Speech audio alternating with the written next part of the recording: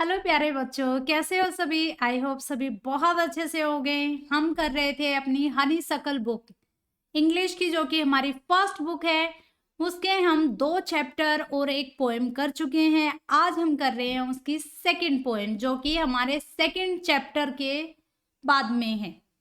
और हमारी पोएम है द काइट। काइट का नाम लेते ही सब बच्चों के मन में एक अलग से इमेज उभर कर आती है कि पतंग, वाओ कैसी रंग बिरंगी पतंग स्काई में जब उड़ती हैं, उनकी जो वो टेल हिलती है कि कितना अच्छा लगता है। तो इस काइट पोएम के थ्रू हम अपने जो हमारे अंदर एक उमंग, जो उत्साह, जो आनंद आता है, वही हम इसमें देखेंगे। अब पोएट कह रहा है, क्या आप लोगों ने कभी कोई पतंग उड़ाई है? अगर आपने ऐसा नहीं किया है तो ज़रूर कीजिए, क्योंकि ये बहुत ही इंटरेस्टिंग होता है, बहुत ही इंजॉयमेंट का एक सोर्स होता है। छोटे-छोटे बच्चे देखते हैं ना, देखो मैंने भी कभी पतंग नहीं उड़ाई, लेकिन मैंने पतंग उड़ती हुई बहुत सारी देखी हैं और मुझे बहुत अच्छा लगता है जब वो स्काई में ऐसे-ऐसे जंप करती है, डाइव करती हैं, मुझे बहुत अच्छा लगता है। सभी बच्चे बताना कमेंट में लिखकर कि आप लोगों को पतंग उड़ाना अच्छा लगता है। आप में से किस-किस बच्चे ने पतंग उड़ाई है? तो स्टार्ट करते हैं अपनी पोएम। बहुत छोटी-सी और बहुत ही प्यारी-सी पोएम है। All of us like to fly kites. हम में से सभी को काइट्स फ्लाई करना, उनको उड़ाना बहुत अच्छा लगता है। फ्लाई का मतलब उड़ाना, उड़ना या उड़ाना। ठीक है? फ्लाई उड़ना या उड़ाना। फिर है, have you ever try to fly one? क्या आपने कभी कोई ऐसी एक पतंग उड़ाई है? अगर उड़ाई है तो बिल्कुल आप लोग जानते होंगे आप लोगों को कैसे फील होता है कि अब वाओ, जब वो पतंग कटती है, एक दूसरे से कंपटीशन करते हैं स्काई में, वो भी नीचे नहीं, जमीन में, आसमान में वो करते हैं हम कि कैसे भी करके उसको खींचते हैं, उसकी डोर उसको तोड़ते हैं दूसरे के साथ। तो वो जो मोमेंट होता है ना, वो बहुत ही हैप्पीनेस वाला होता है। Read this poem about a kite as it flies in the sky। अब आपको पोएम बिल्कुल वैसे ही रीड करनी है कि जैसे आप स्काई में कोई पतंग उड़ा रहे हो, वो फील के साथ वो चीजें। तो देखो अब जैसे ये काइट नाम आया तो एक इमेजिनेशन हमने करना शुरू कर दिया, एक इमेज उभर कर आई कि काइट्स क्या होते हैं। जो इस तरीके से जिसने भी उड़ाए होंगे तो वो बच्चे जानते हैं कि काइट्स का फीलिंग उसकी कैसी होती है और कैसा लगता है जब ऐसे काइट जो फ्लाई करती हैं स्काई में। और पोएम जो है पोएट ने बहुत ही सुंदर तरीके से यहाँ पर लिखी हुई है, बहुत ही सुंदर तरीके से एक काइट का एक्सप्लेनेशन यहाँ पर हमारे सामने दिया है। How bright on the blue is a kite when it's new. देखो कितनी सुंदर लिखी हुई है। How bright on the blue, bright का मतलब जब आपकी पतंग जो होती है बहुत ही न्यू होती है, एकदम नई, आप परचेज करके बाय करके लेकर आए हो, उस पे स्टोन लगे हैं या वो बहुत ही ब्राइट कलर की है, बहुत ही गहरे रंगों की है, तो वो कितनी चमकदार और सुंदर होती है। ऑन द ब्लू, ब्लू का मतलब हो गया स्काई, क्योंकि स्काई जो होता है वो ब्लू कलर का होता है। तो स्काई पर कितनी ब्राइट लगती है, कितनी सुंदर लगती है। Is a kite when it's new, जब काइट जो हमारी पतंग जो होती है जब ये नई होती है तो ये स्काई में चमकती हुई बहुत ही खूबसूरत लगती है।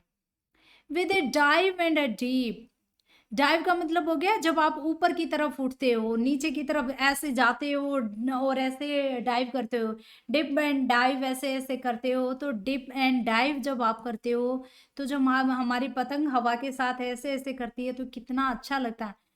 It snaps its tail, tail का मतलब जब वो डाइव एंड डीप कर रही होगी, जब वो जंप कर रही होगी, ऊपर क्लाइंब कर रही होगी, फिर जंप कर रही होगी, तो जो उसकी टेल है वो ऐसे वेव करती है, हिलती हुई, स्नैप करती हुई इसकी टेल जो ये होती है वो बहुत ही खूबसूरत लगती है, वो कितनी अच्छी लगती होगी।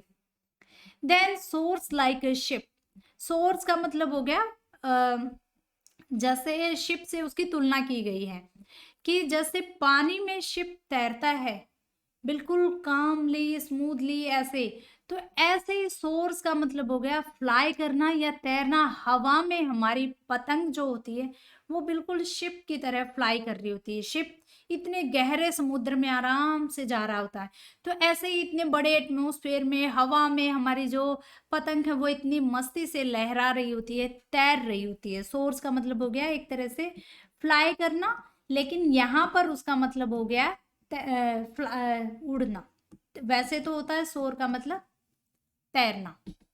विद ओनली अ सेल, सिर्फ एक अपनी स्टेल के साथ, वो अकेली एक अपनी रस्सी के साथ, जो उसका मांझा होता है उसके साथ, वो आराम से उसको वहां पर तैर रही है।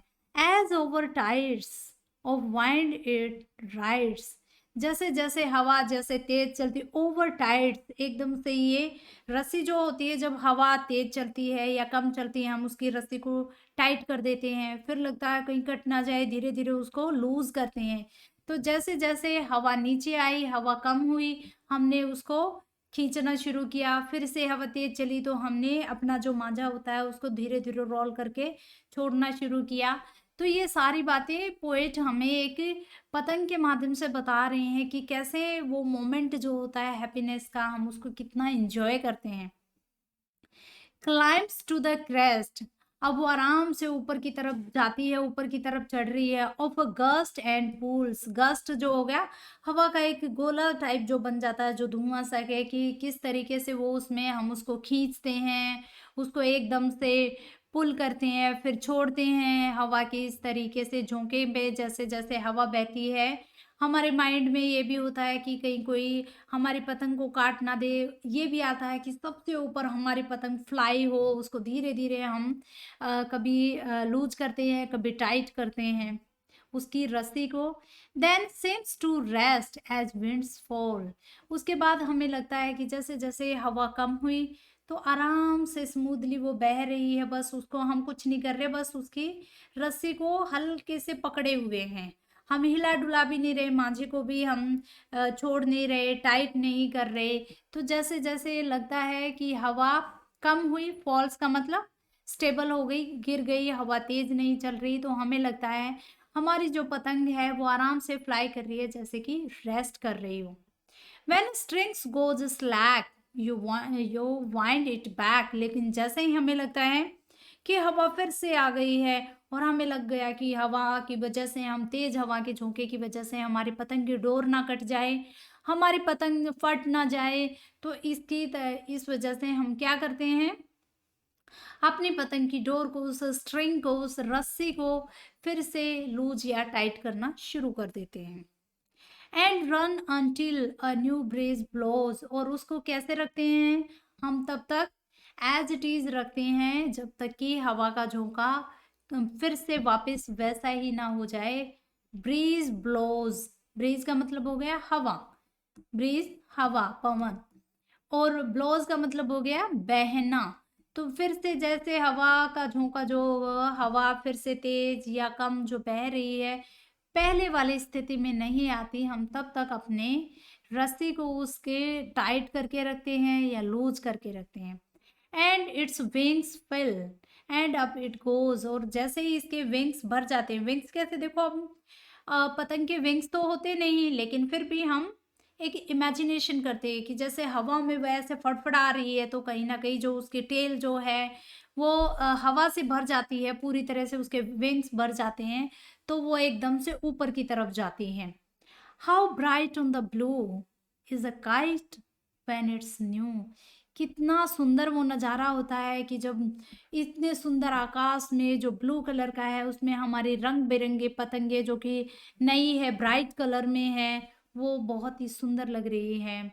जब ये हमारी पतंग नई होती है, जब जल्दी से हम इसको खरीद कर लेकर आते हैं जैसे ही, तो ये बहुत सुंदर होती है। लेकिन उसी पतंग को अगर वो कटी नहीं, फटी नहीं, दोबारा उड़ाते हैं तो वो थोड़ी पुरानी हो गई होती है, तो इस वजह से वो हमें थोड़ी-सी अच्छी नहीं लगती, तो इसलिए वो ब्राइट नहीं लगती। लेकिन जब वो नई होती, कोई भी चीज़ जब हम नई खरीदते हैं, फर्स्ट टाइम हम उसको यूज़ करते हैं, तो वो बहुत ही सुंदर होती है दिखने में। जब हम न्यू पेन यूज़ करते हैं या न्यू पेंसिल यूज़ करते हैं, इरेज़र वगैरह यूज़ करते हैं, तो वो हमारे लिए कि एन्जॉयमेंट का सोर्स होते हैं, वो हमें अच्छा लगता है उनसे करना।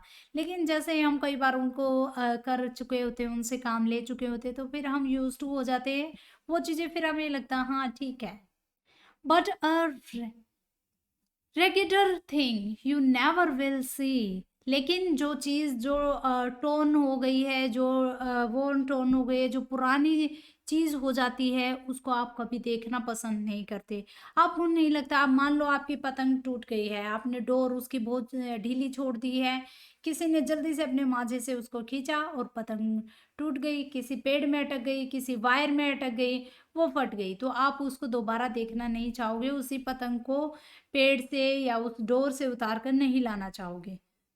When it flaps on a string in the top of a tree, जैसे ही ये फ्लैप फ्लैप करती है, मतलब वो स्ट्रिंग छूट जाती है और वो ट्री पर आकर गिरती है, ट्री के टॉप पर गिरती है, तो वो वहीं पे पड़ी रह जाती है। अगर वो पूरी तरह से खराब नहीं हुई हो, टूटी नहीं हुई, तो आप उसको नहीं देखना चाहोगे।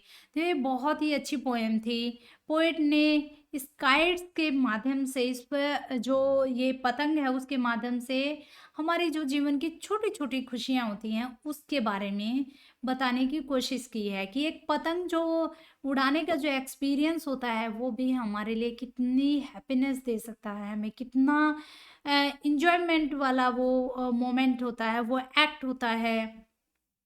क्योंकि देखो, घर के अंदर तो पतंग उड़ा नहीं सकते, उसके लिए हमें बाहर जाना पड़ता है, या तो हम टॉप पे जाते हैं, अपने घर की छत पे जाते हैं, या फिर हमें खुले मैदान में आना पड़ता है।